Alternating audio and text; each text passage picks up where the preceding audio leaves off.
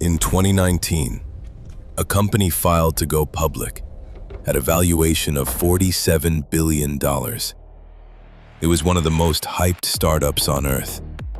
Its founder was treated like a prophet. 6 weeks later, that valuation had collapsed by tens of billions.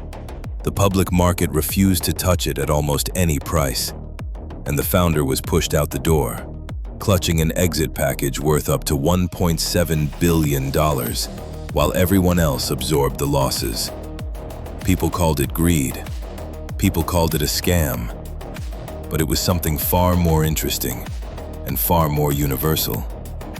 For 3 files now, we have tracked a single disease across history: power, physically rewiring the human brain. Caesar had it. Napoleon had it. Stalin had it. And here is the part that should make you sit up. That same disease did not die with the emperors. It put on a hoodie and moved into the corner office. Remember the winner effect. Neuroscientist Ian Robertson showed that every victory floods the brain with testosterone and dopamine, rewiring it to take bigger and bigger risks. Now think about what it takes to build a startup.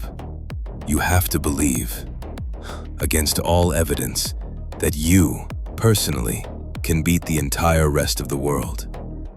Ambition like that is almost inseparable from overconfidence. So when a founder finally wins, when the funding pours in, when the valuation explodes, when magazine covers call them a genius, that brain gets the exact chemical bath we have been describing for 4 episodes. And then comes the structural twist that makes it lethal. Many of these founders engineer companies where they cannot be removed. In one famous case, the founder's shares carried 20 votes each, while everyone else's carried 1. Think about what that means. No board can stop him. No investor can outvote him. Every person in the room depends on his favor to keep their job. It is the same trap that caught Stalin. Surround yourself with people who cannot say no, and your brain slowly forgets that no was ever possible. Founder's syndrome, the researchers call it. The very arrogance that built the empire quietly begins to destroy it.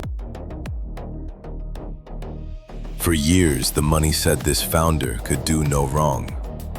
Billions flowed in. He leased buildings to his own company and profited from it.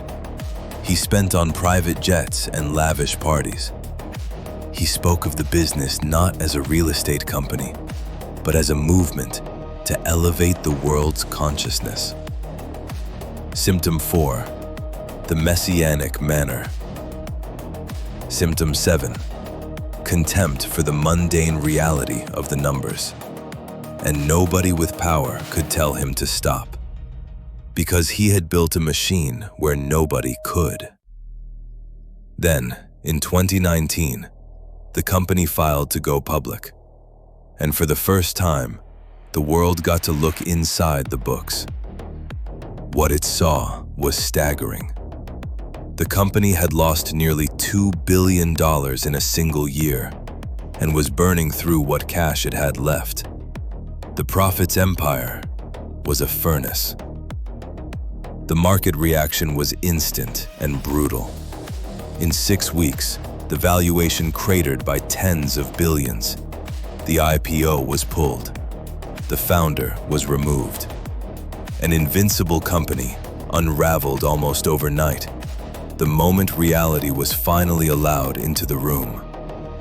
The disease had run its full course. Rise, isolation, delusion, collapse. The exact same arc as a Russian winter, just measured in stock options instead of corpses. Now here is the part you have been waiting for. Because you are sitting there thinking, I'm not a billionaire founder. This is not me. But the winner effect does not check your bank balance. It is in every brain that goes on a streak. The trader who hits 3 winners and bets the house on the 4th. The manager who, after one big promotion, stops listening to the team who got them there. The person who, after their best year ever, becomes quietly, completely certain that they can no longer be wrong. That is the disease. Not greed, not stupidity. A brain that has won so much, it has lost the ability to imagine losing. From a Roman emperor placing a crown on his own head to a founder with 20 votes per share, it is the same ancient wiring, running the same ancient program. Power tells you the rules no longer apply to you, and the moment you believe it, the countdown begins. This was File 4, the founder. The protocol is still running, and the next file is already on the desk. Subscribe to the Hubris Protocol.